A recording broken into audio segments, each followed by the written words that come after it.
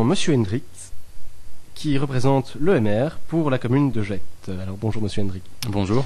Alors vous êtes entre autres secrétaire politique au MR à Jette, président des jeunes MR à Jette, président de la SBL Promotion Jette, vice-président du centre culturel de Jette, le centre Armilière. Vous vous présentez 4e sur la liste MR à Jette. Alors, je vous rappelle le principe de notre émission. Vous avez 1 minute 30 pour répondre à notre première question. Ensuite, en fonction de votre réponse, nous vous poserons différentes questions. Si vous êtes prêts, nous pouvons commencer. Allons-y. Alors, Monsieur Hendrick, si le MR remporte les élections à Jette, quelles sont les 3 initiatives ou projets en matière de culture pour les jeunes que vous comptez mettre en œuvre? Au MR de Jette, nous avons un objectif assez important au niveau de la culture pour Jette. Il faut savoir que René Magritte a vécu pendant 25 ans à Jette, et nous aimerions donc faire de Jette une sorte de pôle régional culturel du Nord en particulier, donc de l'autre côté du canal, comme il y a le Volubilis de l'autre côté, sur ce thème-là, que Jette soit associé à Magritte et donc aussi à la culture. Nous avons 3 projets, au niveau jeune, vraiment importants. C'est la création d'un événement Jette a du talent. On a près de 50 000 habitants et on a de nombreux artistes qui résident chez nous, comme Acro, le chanteur de Starflame par exemple, qui était un de mes voisins, le fils Verkooteren qui est DJ, assez connu. Et donc on se dit, pourquoi pas mettre tous ces talents en avant durant l'été, puisqu'il faut savoir qu'on a rénové complètement la place Cardinal Mercier. Et on a 3 magnifiques kiosques qui permettent donc d'organiser des concerts en plein air. Et donc, ça, c'est un de nos objectifs pour les jeunes. Le deuxième, c'est créer un pass jeune culture-sport pour les moins de 26 ans, puisqu'on se rend compte, vous l'avez dit tout à l'heure, vice-président du centre culturel, on n'a pas tellement de jeunes lors des spectacles, parce que voilà, ça n'attire pas. Et donc, avec ce pass offert à tous les Jettois de moins de 26 ans, on pourrait donner un tarif préférentiel pour les jeunes lorsqu'ils vont assister à des événements culturels ou sportifs à Jette. Et le troisième point, c'est un soutien massif à un événement qui existe depuis quelques années, c'est le Jam in Jette, qui est un événement de musique du monde qui a lieu dans le parc de la jeunesse.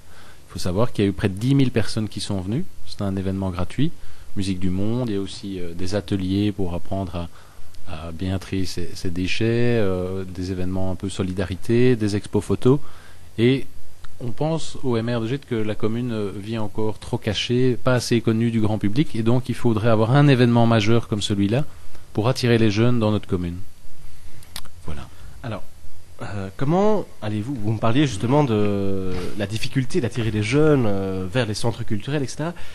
Comment, en termes de promotion, de publicité, allez-vous attirer les jeunes vers ces initiatives? On a déjà un bon journal communal qui est distribué, et donc là-dedans, il faudrait qu'il y ait déjà une page culture, mais généraliste, je dirais. Il faudrait quelque chose de plus ciblé pour les jeunes dans ce quotidien, dans ce mensuel distribué. Je pense qu'on ne doit pas mésestimer aussi maintenant tout ce qui est réseaux sociaux. Facebook, par exemple, il y a 3800 personnes qui ont mis Jette comme ville actuelle sur Facebook.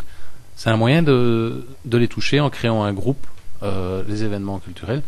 Nous, au MR, d'ailleurs, nous avons créé un événement, Nous aimons la commune de Jette, qui permet de distiller tout ce qui est événements, manifestations, petit coup de pouce pour personnes organisant un événement.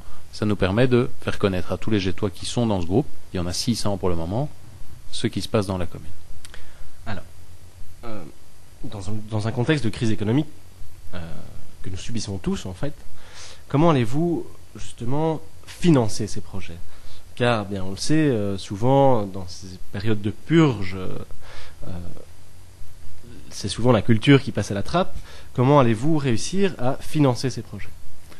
Mais tout est une question, je pense, de curseur. On a un budget défini en début de législature. On peut mettre un petit peu dans chaque enveloppe ce qu'on désire. L'objectif du MR Jette, c'est 50 000 € pour la culture. Ça fait 1 euro par Jettois. Et donc, voilà, ça sera peut-être pris au détriment d'autres politiques, mais si on veut devenir un pôle régional culturel, il n'y a pas de secret, il faut y mettre les moyens. Et je suis persuadé, dans le cadre du Jam in Jette par exemple, dès que vous avez un événement qui attire du monde, vous avez des sponsors privés très facilement. Il faut faire quelque chose toujours d'un peu plus grand, où il y a du monde, parce qu'alors vous attirez, et donc ça vous permet plus facilement d'avoir un bon partenariat public-privé, et donc moins de dépenses pour la collectivité. D'une manière un petit peu plus générale, comment est-ce que le MR, à Jette, vous soutient dans ces initiatives et autrement dit, en fait, comment le MR à Jette conçoit et voit la culture? Mais on la voit beaucoup plus participative. Ça ne doit pas être, je dirais, la commune ou le pouvoir public qui impose, je dirais, des événements, mais plutôt travailler avec le tissu des habitants pour que eux soient à l'initiative d'événements qui là sont soutenus par le public. Mais ça doit être un effet plutôt du bas vers le haut que du haut vers le bas. Dire qu'il y a des subsides qui sont possibles, dire qu'on peut soutenir au niveau du matériel aussi, des tentes, des barrières nadar, tout ça. Mais pour nous, l'initiative doit venir des habitants eux-mêmes pour faire quelque chose de plus réussi. D'une manière un peu plus générale, encore, on estime que les jeunes ont un problème d'image, de reconnaissance, que ce soit dans leurs travaux artistiques ou même dans leur vie professionnelle, en règle générale, dans l'image que les jeunes véhiculent dans nos sociétés. En quoi les projets que vous venez de me présenter vont permettre de les remettre au centre des attentions et de les montrer d'une manière positive?